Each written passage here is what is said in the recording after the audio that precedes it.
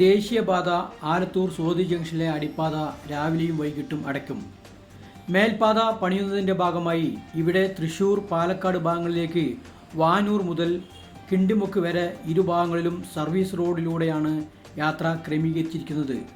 ഇതിനിടെ അടിപ്പാത വഴിയുള്ള വാഹനങ്ങൾ കടത്തിവിടുന്നതിനായി സർവീസ് റോഡിലെ ഗതാഗതം നിയന്ത്രിച്ചപ്പോൾ 3-4 കിലോമീറ്റർ ബ്ലോക്ക് ആവുകയും ആംബുലൻസ് ഉൾപ്പെടെ കുടുങ്ങുകയും ചെയ്തു.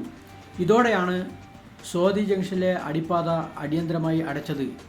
വിദ്യാർത്ഥികളുടെ ആവശ്യം പരിഗണിച്ച് രാവിലെ 8:30 മുതൽ 10:30 വരെയും വൈകുന്നേരം 3 മണി മുതൽ 5 മണി വരെയും കർശനമായി ഗതാഗതം നിയന്ത്രിക്കുമെന്ന് മറ്റു സമയങ്ങളിൽ തുറന്നുവിടാനും തീരുമാനിച്ചതായി സർക്കിൾ ഇൻസ്പെക്ടർ അറിയിച്ചു.